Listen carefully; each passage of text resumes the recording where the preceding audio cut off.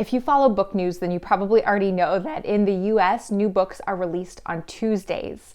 And you probably know that the buzz for some new books starts months and months and months before their release date. But sometimes it's hard for new books released from independent publishers and university presses to get the same kind of buzz that you see from books published by larger corporate publishers. But there are amazing books coming out from smaller presses, so I have gathered a few here that caught my eye, not a few, I've gathered a lot here that caught my eye that are all set to be released on Tuesday, March 7th, 2023.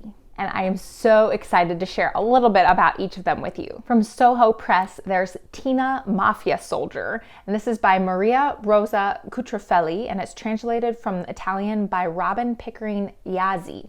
And this is a classic of Italian feminist mafia literature about a gender-bending mafiosa in Sicily and the writer who becomes obsessed with telling this mafiosa's story. It says that it's a groundbreaking exploration of gender identity and a clear-eyed presentation of an unseen side of the mafia, and is a landmark literary achievement by one of Italy's feminist icons. From Akashic Books, there's Tell the Rest by Lucy Jane Bledsoe. This is a novel about two estranged childhood friends, Delia and Ernest, and they find themselves as adults on parallel paths to return to the site where they originally met, which was a conversion therapy camp, where as teenagers they witnessed a devastating tragedy and actually escaped in the night, only to take separate roads to their distant homes, and they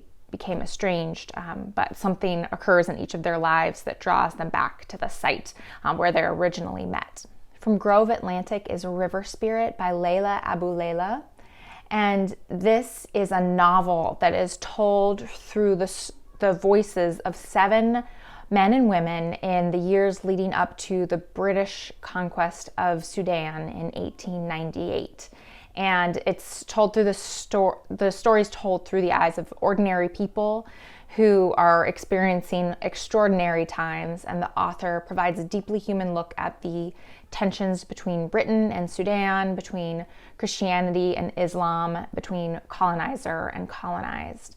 And I've seen this one pop up in several places. It sounds great.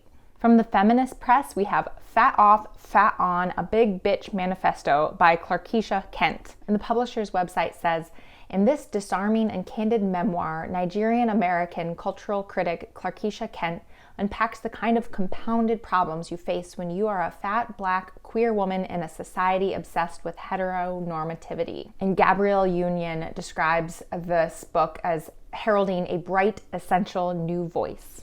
From Princeton University Press, we have The Forest, A Fable of America in the 1830s. And this is by Alexander Nemerov. And these are brief stories that are a blend of fiction and nonfiction that feature both real and invented characters to kind of try to build a really vivid picture of what life was like in America in the 1830s from a variety of perspectives. And it's described as a vivid historical imagining of life in the early United States. It sounds super cool. From Enchanted Lion Books, we have a children's book that looked so charming. It caught my eye and I had to include it here. It's called The Amazing and True Story of Tooth Mouse Perez. And it's written by Ana Cristina Herreros and illustrated by Violeta Lopez and translated from the Spanish by Sarah Lisa Paulson. And this is this is a picture book and basically answers the question, whether every country has a tooth fairy, and shows that in Spain and other Spanish-speaking countries, it happens to not be a tooth fairy, but a tooth mouse. And this is his story. And it also kind of includes a little bit of historical perspective of why Spanish-speaking countries have this tooth mouse. So it looks really charming. From House of Anansi, there is Colonel Parkinson in Charge, a wry reflection on my incurable illness. And it's written by Francois Gravel and translated by Shelley Pomerantz. And this is the writer's described witty and surprisingly optimistic account of learning to live with Parkinson's disease, which the author has named, in his case, Colonel Parkinson. So the author, when he was 65, was diagnosed with Parkinson's disease, and it upended the old age that he had imagined for himself. And this is his account of that journey. From Tin House, there's the novel Thirst for Salt by Madeleine Lucas.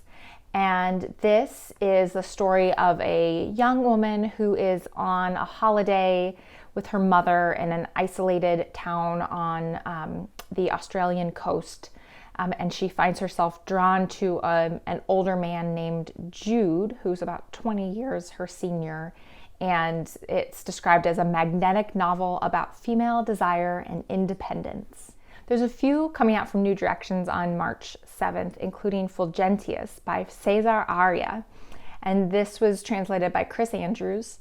And this new novel from celebrated Argentinian writer is about a 67-year-old imperial Roman general who is sent to pacify the remote province of Pannonia. But he's not just a general, he's also a playwright of exactly one play. And in every city he and his troops pacify, he stages a production of his one and only play, which is about a man who becomes a famous general only to be murdered at the hands of shadowy foreigners. And on their website, New Directions says it's like a funhouse mirror being held up to the genre of historical fiction.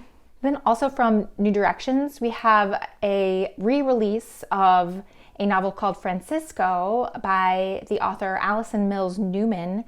And this novel is described on the website as a lost masterpiece and by the New York Times as profoundly underappreciated. It has been long out of print and apparently impossible to find until this new edition from New Directions coming out March 7th. And the author, Mills Newman, wrote this in her early 20s, and it's described as a vibrant story of a young woman who's an actress and a musician, and her intense love affair with an indie filmmaker named Francisco. And again from New Directions is War Diary by Yevgenia Belarusets, and it's translated by Greg Nissan. You probably saw her most recent book called Lucky Breaks, and this new book is actually diary entries that the author was publishing at the outbreak of the war in February 2022. So it says, War Diary documents the long beginning of the devastation and its effects on the ordinary residents of Ukraine. These are entries that Belarusets began publishing as Russia invaded Ukraine in February 2022.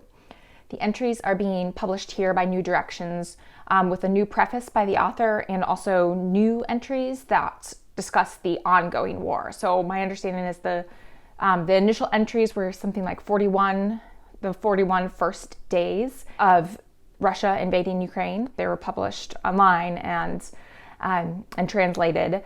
And now this collection from New Directions adds this preface and some new entries as well. From Graywolf is a poetry collection called From by Monica Yoon. And this is described as a major achievement by Monica Yoon, who is one of the most consistently innovative poets working today, says NPR. And these poems tackle a question that Asian Americans get asked incessantly, which is, where are you from? No, where are you from? And these poems explore the act of piecing together Asian American identity when confronted with Western white racist narratives and stereotypes. From W.W. Norton is a book called The Devil's Element, Phosphorus and a World Out of Balance. And this is by Dan Egan, who has another book published by Norton that I read a while back called The Death and Life of the Great Lakes. And I loved that book. So I'm really intrigued by this new book he has coming out. And it's described as an eye-opening account of one of the most lethal substances on Earth, phosphorus, which also happens to be a vital component of fertilizer.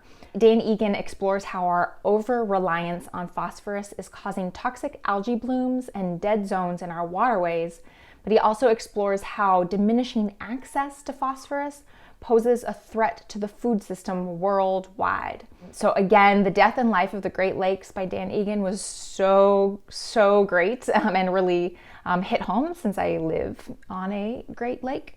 So, you know, I am excited to check this one out for sure. From Europa Editions is Love at 6,000 Degrees by Maki Kashimada, and it's translated from Japanese by Hayden Trowell. And this is a novel about an ordinary housewife who finds herself haunted by visions of a mushroom cloud and abruptly leaves her husband and son to travel alone to the city of Nagasaki, where she soon begins an affair with a young half-Russian, half-Japanese man. This was originally published in 2005 in Japanese, and the novel is actually inspired by Marguerite Duras' screenplay, Hiroshima Mon Amour. From Transit Books, there's Siblings by Bridget Ryman, and it's translated from the German by Lucy Jones. And this novel was originally published in 1963, and it takes place in 1960 in East Germany, and it tells the story of siblings Elizabeth and Uli. And Elizabeth is a young painter and sees East Germany as her generation's chance to build a glorious egalitarian future. But for her brother Uli, East Germany is a place of intense oppression. And so it says that these two siblings are separated by this ever-widening chasm in a story of family love that is tested by idealism and ideology in 1960s East Germany.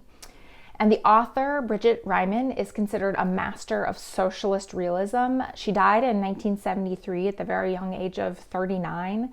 But after her death, she gained like this cult-like following. But this is actually Ryman's first work of fiction to appear in English, which is exciting. From Alice James Books, there's the poetry collection Feast by Ina Carino. And Ina Carino is a Filipinx-American poet, and this collection explores intergenerational nourishment and the transformation of the brown body through space and time. And Ilya Kaminsky says of this collection, "Here, even a simple act of cooking rice can become a ceremony, a rhapsody of liberation. All of this is done not with literary pretension, but with vulnerability and honesty." Believe it or not, that is just a small sampling of the books from independent publishers and university presses coming out on one single day in the US, March 7th, 2023. There are a lot more out there.